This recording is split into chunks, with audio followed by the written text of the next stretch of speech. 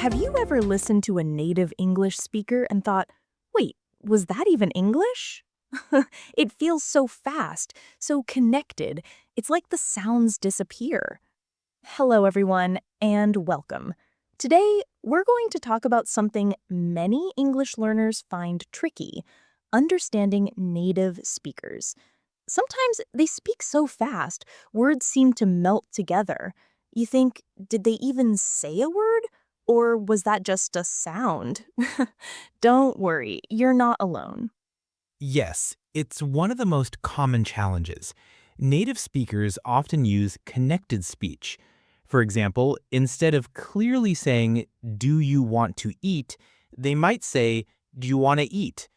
The sounds join, some words shrink, and suddenly it feels like a secret code. And the secret is not impossible. In fact, once you start noticing these small changes, your brain gets faster at decoding them. For example, when a native speaker says gonna, you know it really means going to. Like, I'm gonna watch a movie. Exactly. The key is practice, not perfection. Try listening to short clips, maybe just 5 seconds, and repeat them. Don't try to understand every single word at first. Focus on the rhythm, the stress, and how the sentence flows. That's a really good tip. When you copy the rhythm, you also train your ear to catch the sounds. It's almost like learning a song. The more you repeat it, the more natural it becomes. And don't worry if you miss words. Even native speakers don't hear every single word all the time. They listen for meaning. For example, if someone says, "Want to grab coffee later?" you already understand. They're inviting you for coffee. You don't need to break down every sound. So remember, it's not about catching every little word, but about understanding the message. And once you know this, you start feeling less stressed when listening. So, why do native speakers sound so different from the English we learn in textbooks?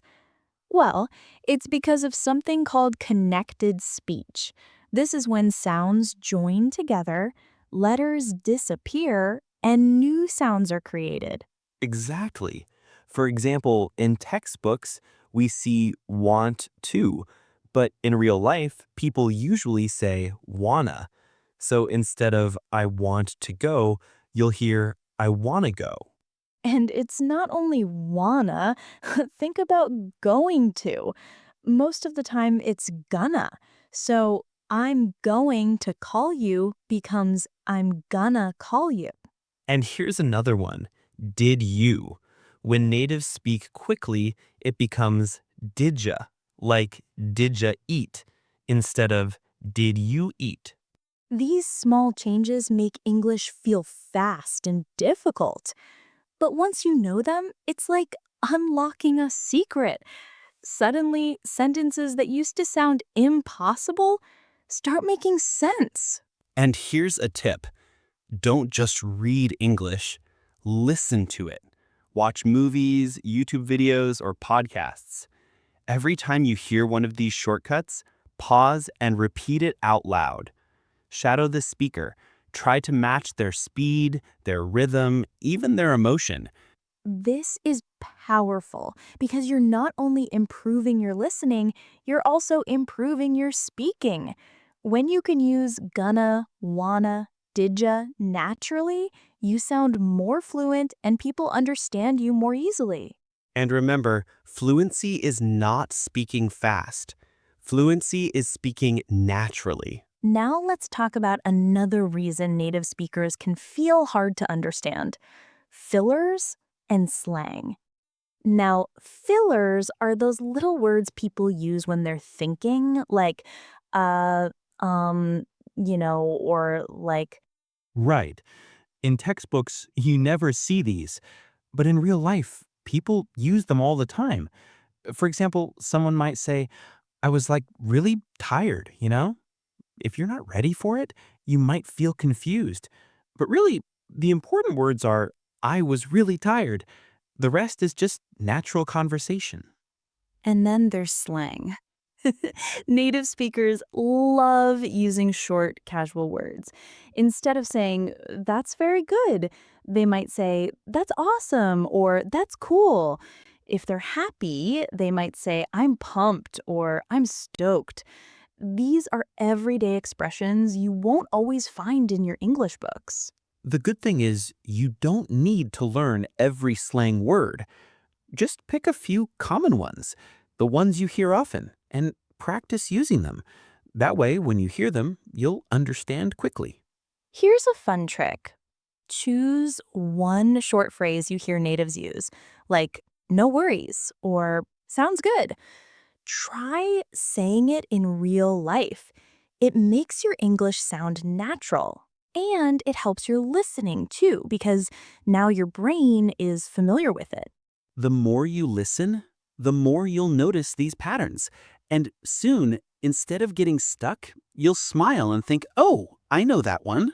One of the best ways to train your ear is through active listening.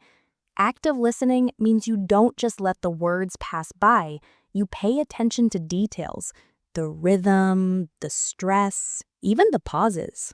Yes. For example, listen to a short sentence like, what are you doing? A native might say it fast, like, what you doing? At first, it feels strange, but if you slow it down, repeat it, and shadow the sound, your brain starts to recognize the pattern. Shadowing is so powerful. You hear a line and then copy it right away, almost like you're echoing the speaker. You don't have to be perfect. The goal is to match the flow. Think of it like singing along to a favorite song. Exactly. And here's a secret. You can use subtitles to help at first. Watch a show in English, read the subtitles, and listen carefully. Then try turning the subtitles off. Your ears will slowly get stronger. Another trick is to focus on chunks of language, not single words. Instead of hearing, "How are you today?" try to hear the whole phrase, "How are you today?" as one smooth sound. That's how natives do it. And when you practice this way, you'll notice your listening improves much faster than you think. Now let's talk about confidence. Many learners understand more than they think, but they lose confidence when the words come too quickly. Remember, you don't have to understand every single word. Focus on the main idea. That's so true. Even native speakers miss words sometimes. Imagine you're at a noisy cafe. People don't hear every word, but they still understand the meaning. English learning works the same way. Train your ears to catch the important parts. And the best way to test yourself is in real life.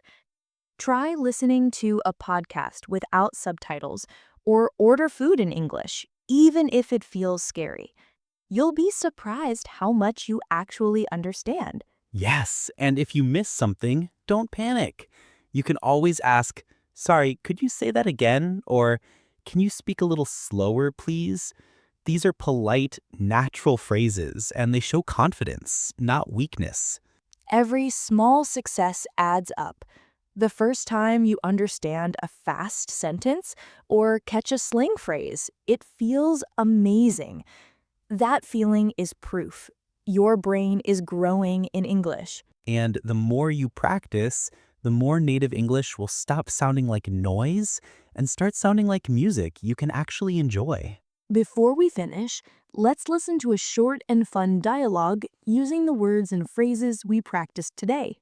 In this little conversation, you'll hear how native speakers really talk with fast speech, fillers, and casual expressions. Pay attention to phrases like "what you doing," "no worries," and "that's cool." Notice how they sound natural and relaxed. And remember, you don't have to understand every single word. Focus on the main idea and try to shadow. Repeat what you hear to practice. Okay, let's start the dialogue. "Hey, Mateo, what you doing?" Oh, just listening to some English podcasts. They speak so fast sometimes. I feel like it's just noise. Don't worry, that's normal. Even native speakers miss words in a noisy cafe. The key is communication over perfection.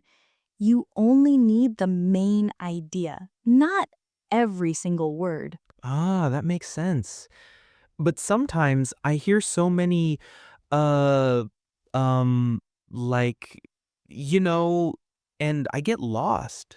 Those are just fillers. They don't mean anything important. Skip them and focus on the main words. Oh, okay. Yesterday, someone said, no worries, and I didn't understand. That's just slang.